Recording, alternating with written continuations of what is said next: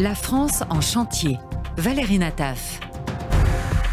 Et votre invité cette semaine, Valérie, l'ancien conseiller en communication de Nicolas Sarkozy et maire de La Baule, Franck Louvrier. Bonjour. Bonjour. Soyez le bienvenu. Merci.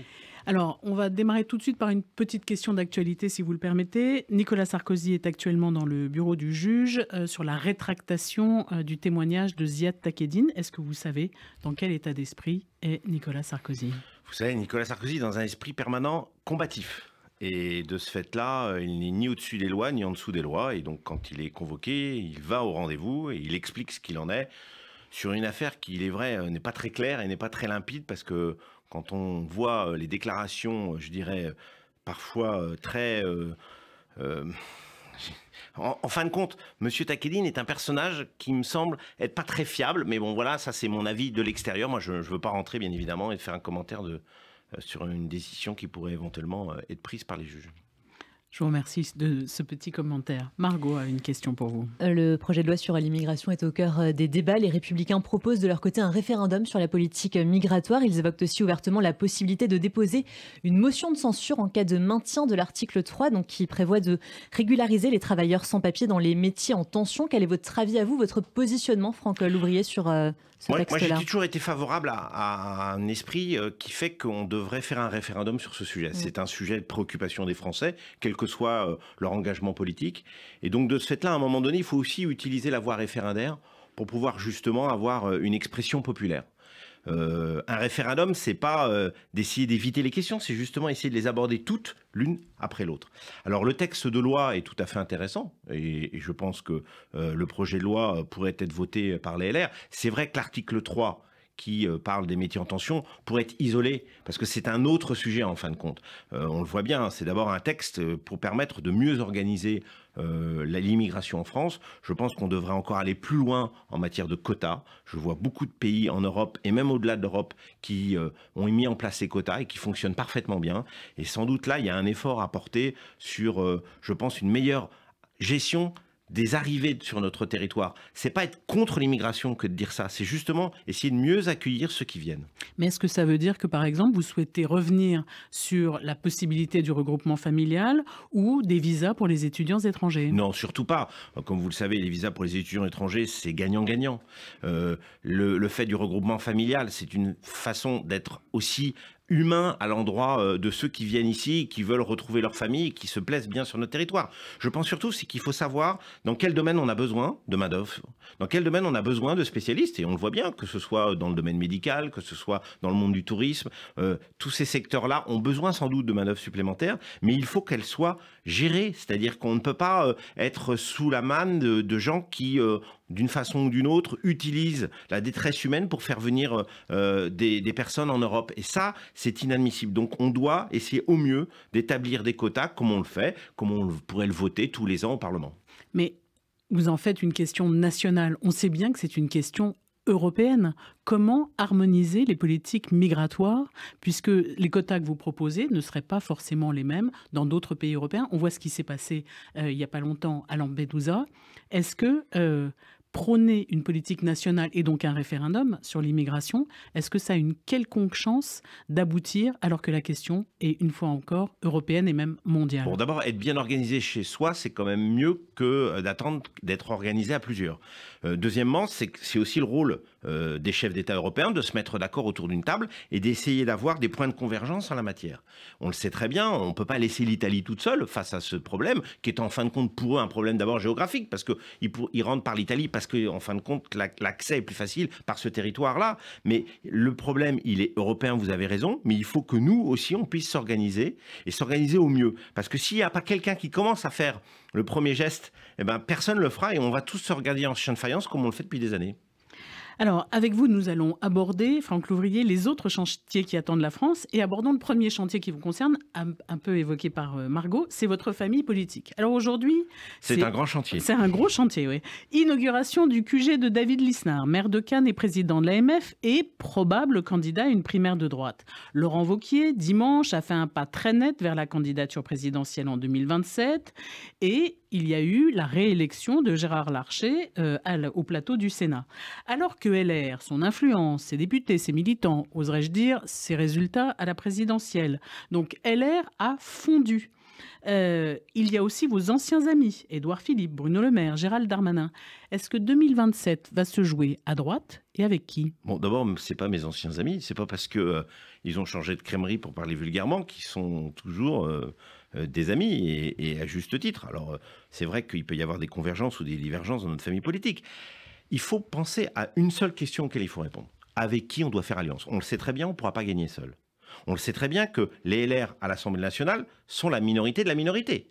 Que si, par malheur, d'une façon ou d'une autre, on devait perdre encore d'autres élections, aujourd'hui, c'est plus le Rassemblement national qui est susceptible de gagner. Donc il faut se mobiliser. Chaque dimanche, j'y pense. Chaque dimanche, je pense que le Rassemblement national peut gagner. Donc il faut se mettre autour de la table. Et il faut additionner, parce que la politique, c'est de l'addition, c'est pas de la soustraction. Sinon, on risque d'avoir le même résultat qu'on a eu au présidentiel. Donc il faut se mettre autour de la table pour créer une majorité de droite et du centre qui puisse assumer les responsabilités demain.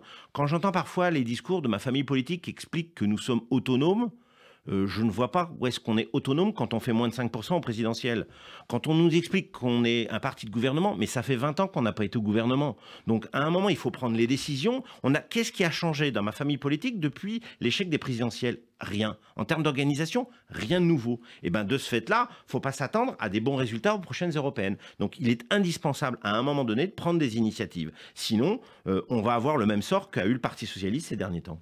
Alors, vous avez milité pour une liste, et vous militez pour une liste commune aux européennes, majorité présidentielle et LR, mais vous êtes bien seul sur cette ligne. Bah écoutez, c'est pas pour ça que ça n'enlève pas ma détermination. Je pense qu'il faut se mettre d'accord pour créer une majorité, bien évidemment, de droite et du centre, qui commence à s'organiser. Donc c'est vrai que les élections européennes sont des élections qui permettent, d'une façon ou d'une autre, de se rapprocher de formations politiques qui sont proches de nous. On lutte à peu près sur les mêmes sujets, on a à peu près les mêmes positions.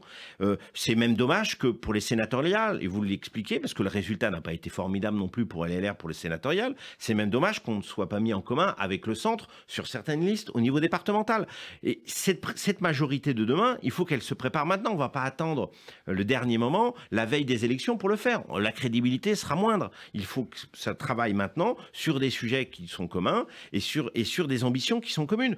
Comme on le sait, le président de la République ne se représente pas aux prochaines élections présidentielles. Il faudra bien mettre en une majorité qui puisse rassembler à la fois ceux qui sont partis, bien évidemment, vers Emmanuel Macron, ceux qui sont encore hésitants, et puis ceux qui pourraient aussi peut-être à un moment donné changer d'avis. Je pense que l'enjeu, il est là, et c'est un enjeu phénoménal, parce qu'on le sait très bien, il y a beaucoup d'autobloquants d'une certaine façon, il y a beaucoup de gens qui considèrent que c'est plus facile de ne rien faire que de faire quelque chose.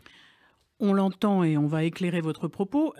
Vous êtes sur la même ligne que Nicolas Sarkozy. Il faut construire... C'est bizarre. Non, mais il faut construire une alliance des électeurs d'Éric Zemmour à Emmanuel Macron jusqu'au LR. Bien sûr. D'abord, je ne pense pas qu'on pourra récupérer beaucoup d'électeurs du Rassemblement national pour la simple et bonne raison, c'est qu'ils pensent qu'ils vont gagner. Et à juste titre. On le voit bien, la France dérive entre la droite et l'extrême droite. Donc aujourd'hui, il faut se mobiliser pour récupérer tous les électeurs qui ne veulent pas que la gauche ou l'extrême gauche puisse à un moment donné arriver aux responsabilités, ou en tout cas puisse perturber le jeu démocratique. Et encore moins de ceux qui veulent voir arriver le Rassemblement national. C'est notre enjeu, c'est un enjeu qui est limpide, qui est clair, c'est maintenant qu'il faut se mobiliser. Quand vous dites la gauche et l'extrême gauche a un risque, selon vous, d'arriver au pouvoir, dans l'échelle des priorités, le combat, il est contre le Rassemblement national ou contre la gauche? Le combat, il est avant tout, bien évidemment, dans l'échelle des réalités électorales. On le sait très bien, chaque week-end, comme je le disais tout à l'heure, est un week-end où Marine Le Pen peut gagner. Donc la mobilisation, elle est là. Mais je veux aussi lutter contre les extrêmes, et notamment contre l'extrême gauche. Quand je vois leurs prises de position qui sont inadmissibles sur certains sujets, il y a aussi un combat. Alors Emmanuel Macron a annoncé hier la création de 238 brigades de gendarmerie. On le sait, la sécurité est une des préoccupations majeures des Français. On le voit à Nîmes, à Marseille, partout sur le territoire. D'abord, est-ce que la création de ces brigades de gendarmerie dites de proximité en quelque sorte, est-ce que c'est la bonne réponse? Et cette violence et l'insécurité est liée très souvent au trafic de drogue. Deuxième question, plus compliquée à mon sens, faut-il poser le débat de la fin de la prohibition sur la drogue? Oui, je pense que d'abord, pour répondre à la deuxième question avant de répondre à la première, c'est que l'enjeu majeur aujourd'hui, c'est la lutte contre les trafics de drogue. On le sait très bien, vous le voyez dans certains quartiers, je pense qu'il doit y avoir une mobilisation de tout le monde, et notamment de ceux qui consomment, qui ne sont pas toujours dans les quartiers les plus en difficulté. Je pense que là aussi, on a un message, qu'on soit parent, qu'on soit d'une façon ou d'une autre responsable politique, on doit adresser un message sur la consommation. La drogue, c'est pourri, quelles que soient les drogues. Et donc là, on a un enjeu très important. Et sur la prise de décision du président de la République et l'annonce d'hier dans le Lot, je pense que c'est indispensable qu'on puisse bien sûr lutter contre notamment ces trafics de drogue dans tous les secteurs, qu'ils soient ruraux ou urbains. Comme vous le savez, la drogue, c'est un trafic qui ne se développe pas uniquement dans les villes, ça se développe énormément aujourd'hui dans les campagnes. On le voit bien, c'est très difficile parce que bien sûr, ils essayent d'échapper aux forces de l'ordre dans des endroits qui sont parfois un peu plus désertés. Et donc de ce fait-là, la mobilisation des gendarmes dans l'ensemble de notre pays est indispensable. Et c'était une annonce importante et très attendue. Je vois même sur mon département de Loire-Atlantique où on peut récupérer quelques effectifs supplémentaires, qu'ils soient mobiles ou fixes. Alors, il y a une autre inquiétude très présente chez les Français, c'est le pouvoir d'achat, l'inflation. Est-ce que vous redoutez le retour d'un avatar des Gilets jaunes ou à tout le moins de révolte populaire de ceux et celles qui n'y arrivent plus alors qu'ils travaillent? D'abord, le volcan, il n'est pas éteint.